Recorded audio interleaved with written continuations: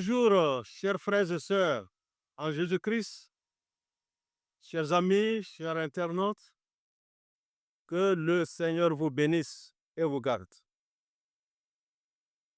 Je vous invite à ouvrir la Bible avec moi dans le psaume 147 à partir du verset 3.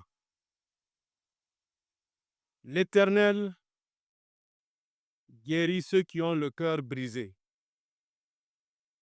et il pense leurs blessures. Un autre passage encore dans l'Évangile selon Luc, chapitre 4, à partir du verset 18. L'Esprit du Seigneur est sur moi parce qu'il m'a oint pour annoncer une bonne nouvelle aux pauvres. Il m'a envoyé pour guérir ceux qui ont le cœur brisé et pour proclamer aux captifs de la délivrance et aux aveugles le recouvrement de la vue, pour envoyer libres les opprimés, pour publier une année de grâce du Seigneur. Amen. Une autre référence dans le prophète Ésaïe, le chapitre 61, versets 1 à 3. Nous voyons que ce passage nous donne le touchant récit de l'entrée du Seigneur dans son ministère public au milieu de ce monde de péché et d'affliction. J'ai donné comme thème à notre petit enseignement que nous allons partager ensemble: Jésus guérit les cœurs brisés. Jésus guérit les cœurs brisés. Des cœurs brisés, le monde en est rempli. Ce monde peut bien essayer de cacher sa peine derrière une façade de gaieté, mais comme le dit le Proverbe chapitre 14, le verset 13, au milieu même du rire, le cœur peut être affligé et la joie peut finir par la détresse. Même dans le rire, le cœur est triste. Que de peines secrètes derrière la gaieté extérieure du monde. Toujours dans le psaume 147, mais cette fois-ci à partir du verset 4, il est dit que l'Éternel compte le nombre des étoiles. Il leur donne à toutes des noms. Notre Seigneur est grand, puissant par sa force. Son intelligence n'a pas de limite. Amen. Ce psaume déclare que Dieu est celui qui guérit les cœurs brisés et il bande leurs plaies. Et encore, il compte le nombre des étoiles à elles toutes et il donne des noms. Notre Seigneur est grand. Le nombre des étoiles est trop grand pour que nous les comptions.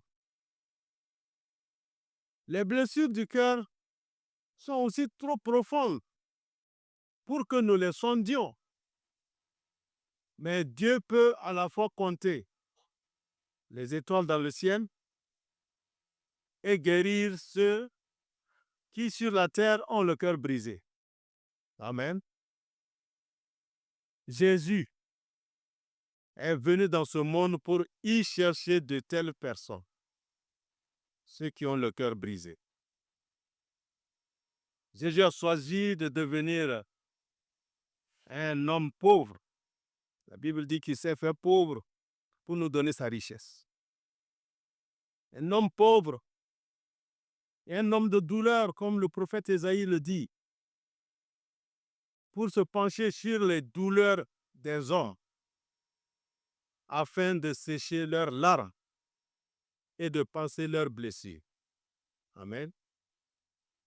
Mais la méchanceté humaine était telle que même à la fin, Jésus lui-même, son propre cœur, fut brisé par nous. Oui, nous avons brisé le cœur de celui qui était venu pour guérir nos cœurs brisés. Ainsi, nous allons découvrir dans l'évangile de Luc des exemples de cœurs brisés, soit par la conviction de péché, soit qu'il s'agisse d'un pécheur ou d'un saint, soit par la mort d'un bien-aimé, et surtout par un amour rejeté. Notre premier exemple de cœur brisé, nous le trouvons dans Luc, le chapitre 7, à partir du verset 36. C'est la pécheresse, le récit de la pécheresse. Un pharisien pria à Jésus de manger avec lui. Jésus entra dans la maison du pharisien et se mit à table. Et voici une femme pécheresse qui se trouvait dans la ville. Ayant su qu'il était à table dans la maison du pharisien, apporta un vase d'albâtre plein de parfums et se tint derrière aux pieds de Jésus. Elle pleurait et bientôt elle lui mouilla les pieds de ses larmes. Puis les essuya avec ses cheveux, les baisa et les oignit de parfum. Amen. Voilà. Cette scène est très touchante. Et ça se déroule dans la maison de Simon, le pharisien. C'est une rencontre entre le Sauveur et un pécheur. Une pauvre femme qui est connue dans la ville pour sa mauvaise conduite. Elle avait entendu dire que Jésus était un ami des publicains et des pécheurs, comme nous le connaissons dans Matthieu 11, verset 28. « Venez à moi, disait-il, vous tous qui êtes fatigués et qui êtes chargés, et moi je vous donnerai le repos. » Dans cette femme dégoûtée de son affreuse vie, la conscience chargée de ses péchés, sans un ami dans le monde, poussée par son besoin et attirée par sa grâce, elle vint à Jésus. Cette femme entre dans la maison du pharisien et va droit aux pieds de Jésus. Sans aucune parole prononcée, deux choses se produisirent. Se tenant derrière aux pieds du Seigneur et pleurant, elle couvrit les pieds du Seigneur de baisers. Ses larmes parlent d'un cœur qui est brisé. Mais étant dans la présence du Seigneur, elle découvrit l'amour et la grâce. Comme le dit Romains 2, verset 4. La bonté de Dieu te pousse à la repentance. Oui, la bonté de Dieu te pousse à la repentance. Alors le Seigneur qui connaissait toutes choses ne lui fit aucune reproche, mais lui dit, tes péchés sont pardonnés, ta foi t'a sauvé, va en paix. Amen. Alors quand nous regardons le chemin parcouru par cette femme, alors nous voyons que c'est un chemin qui est ouvert aujourd'hui encore à tout pécheur. Quand on regarde ses premiers pas, d'abord elle a pris conscience de ses péchés et de son besoin d'être sauvée. Et le second pas, Elle a vu que Dieu, dans sa grâce, nous annonce à lui seul. C'est lui seul qui peut nous satisfaire à nos besoins. Nous apprenons que le Sauveur est venu dans le monde pour sauver les pécheurs et qu'il s'est donné lui-même en rançon pour tous. Il s'est offert à Dieu et a ainsi satisfait les droits de sa justice par son œuvre puissante sur la croix. Le troisième pas de cette femme, c'est qu'il faut croire aussi en Jésus. Il faut croire en lui. En vertu de sa parole, il faut croire dans sa parole qui dit dans Acte 10, 43, tous les prophètes rendent de lui le témoignage que quiconque croit en lui reçoit par son nom le pardon des péchés. Amen. Un autre exemple de cœur brisé, ça c'est un croyant. Nous le trouvons dans Luc, chapitre 22, à partir du verset 55 à 62.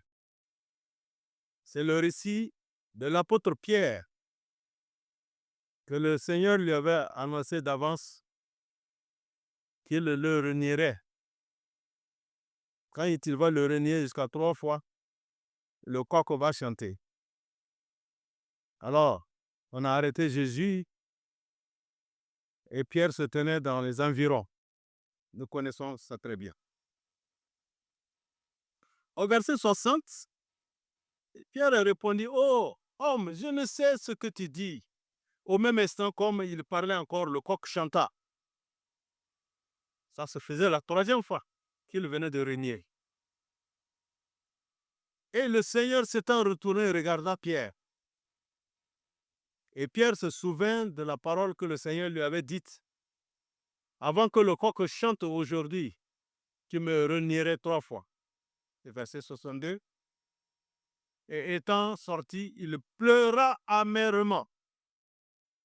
Oui, le cœur brisé. Ici, la scène se déroule même dans la maison du souverain sacrificateur. Nous reconnaissons Pierre, un serviteur dévoué. Il avait suivi fidèlement son maître pendant des années. Alors 3 fois, il va le renier. Mais Jésus avait déjà annoncé cela.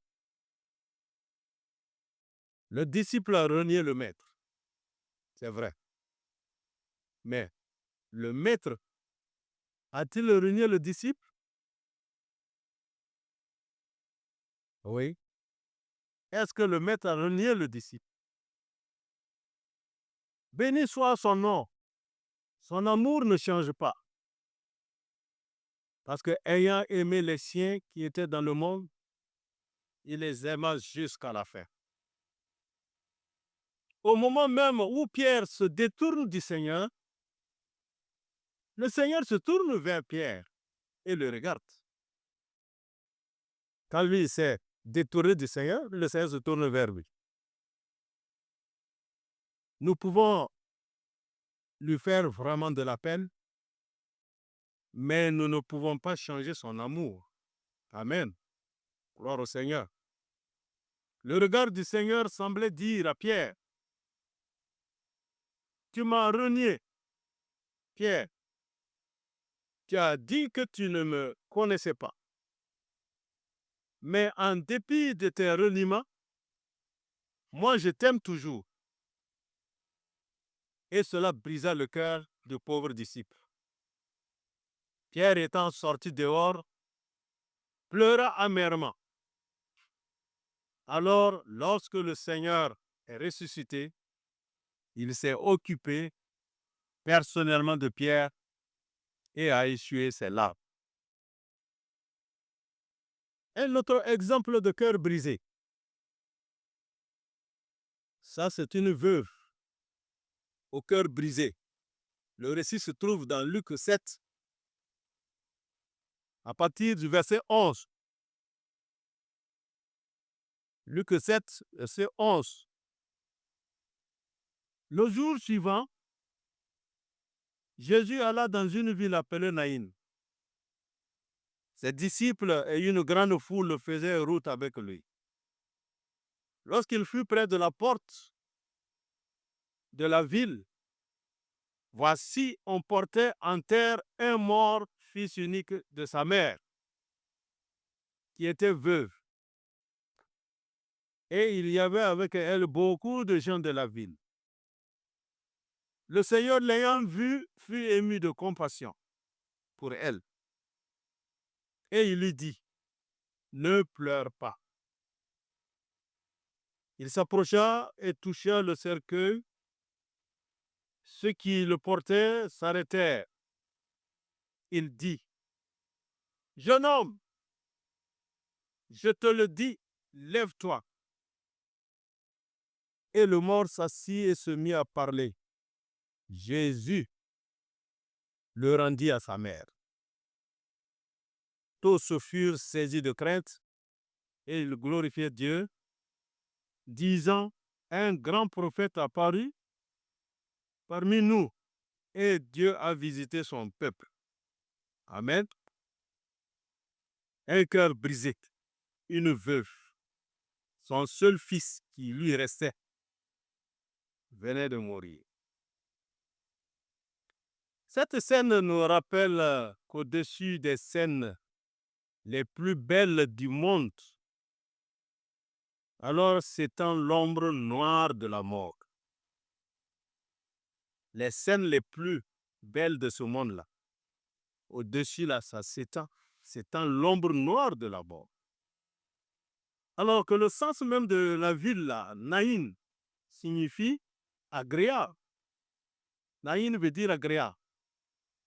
Mais pourtant, la mort était là. La mort est là. Mais la bonne nouvelle est que dans ce monde de mort, le Seigneur est venu. Et pas seulement avec le pouvoir de ressusciter des morts, mais avec un amour capable de prendre part à nos douleurs et de sécher nos larmes et d'apaiser nos cœurs et donner la vie éternelle. Regardons de quelle manière admirable le Seigneur console cette femme. D'abord ému de compassion, il commence par sécher ses larmes. Puis, il fait disparaître la cause de sa douleur. Jésus commence par dire à la mère, ne pleure pas. Et ensuite, seulement il ressuscite le mort. Amen. Cette manière de faire convient à notre situation présente, car Jésus a quitté cette terre et il ne ressuscite pas encore nos bien-aimés qui nous sont repris. Mais il apporte des paroles de consolation à nos cœurs meurtris et il sèche nos larmes, tandis que nous attendons le jour où il ressuscitera nos bien-aimés qui se sont endormis en Jésus. Amen. Ces compassions précèdent ces délivrances. Oui, les compassions précèdent ces délivrances. Nous avons déjà la consolation de son amour pendant que nous attendons encore le déploiement de son pouvoir en résurrection. Oui, maintenant nous sommes consolés en attendant la résurrection de nos bien-aimés. Jésus sèche d'abord nos larmes et à la résurrection, nous nous retrouverons. Alors que cette parole plutôt s'accomplira dans Apocalypse 21. Dieu lui-même sera avec eux. Verset 4. Il léchera toute larme de leurs yeux. Et la mort ne sera plus. Et il n'y aura plus ni deuil, ni cri, ni douleur, car les premières choses ont disparu. le cœur brisé du Sauveur lui-même. Oui, nous allons en parler. Celui qui est venu guérir les cœurs brisés, nous l'avons aussi brisé son cœur. Toujours dans Luc 19, à partir du verset 41, Luc 19, verset 41, comme il approchait la ville, Jésus, en la voyant, pleura sur elle et dit, si toi aussi, au moins en ce jour qui t'est donné, tu connaissais les choses qui appartiennent à ta paix. Mais maintenant, elles sont cachées à tes yeux. Il viendra sur toi des jours où tes ennemis t'environneront, des tranchées, t'enfermeront et te serreront de toutes parts. Ils te détruiront, toi et tes enfants, au milieu de toi, et ils ne laisseront pas en toi pierre sur pierre, parce que tu n'as pas connu le temps où tu as été visité. Verset 45. Il entra dans le temple et il se mit à chasser ceux qui vendaient, leur disant, il est écrit, ma maison serait une maison de prière, mais vous en avez fait une caverne de voleurs. Et il enseignait tous les jours dans le temple. Et les principaux sacrificateurs, les scribes et les principaux du peuple cherchaient à le faire périr. Mais ils ne savaient comment s'y prendre, car tout le monde l'écoutait avec admiration. Amen. Le cœur brisé du Seigneur, nous l'avons brisé son cœur. Oui. Nos péchés et nos chutes, vus à la lumière de son amour, peuvent ainsi briser nos cœurs. Oui. En ce qui concerne le cœur brisé du Sauveur, c'est la douleur d'un amour rejeté. En ce qui concerne pour le Seigneur, c'est la douleur d'un amour rejeté. Nous avons rejeté son amour. Son amour avait surabondé envers ces pauvres gens. Mais ils ne nous lui ont rendu que le mal pour le bien. Et que la haine pour son amour, nous le dit le psaume 109, le verset 5. Ils me rendent le mal pour le bien et de la haine pour mon amour. Quand le Seigneur leur dit qu'il était venu guérir ceux qui avaient le cœur brisé, ils furent remplis de colère et ils s'étant levés, ils le chassèrent hors de la ville. Ça brisait le cœur du Seigneur. Ils ont rejeté son amour. Quand il pardonnait les péchés, il l'accusait de blasphème. Alors que ce n'est que lui seul qui peut pardonner les péchés. Quand il guérissait un infirme, ils étaient hors d'eux-mêmes. Quand Jésus recevait des pécheurs et il mangeait avec eux, il les insultait. Quand il s'apprêtait à ressusciter une jeune fille, les gens se riaient de lui. Quand il délivrait un homme de démons, il disait, il chasse les démons par Belzébul, le chef des démons. Ils ouvraient leur bouche contre lui. Ils parlaient contre lui avec une langue menteuse.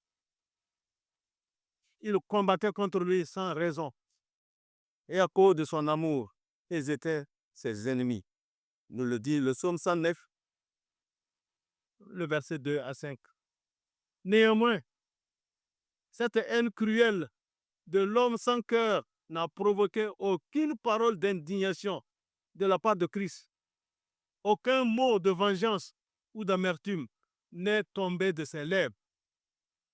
Quand on l'outrageait, il ne rendait pas d'outrage. Et quand il souffrait, il ne menaçait pas.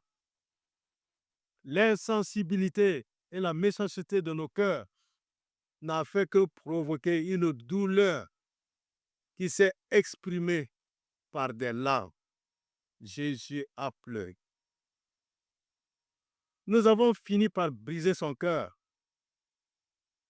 car il a pu dire dans le psaume 109, verset 22, « Je suis affligé, c'est-à-dire je suis malheureux et pauvre, indigent, et mon cœur est blessé au-dedans de moi. » Ça, c'est Jésus qui parle.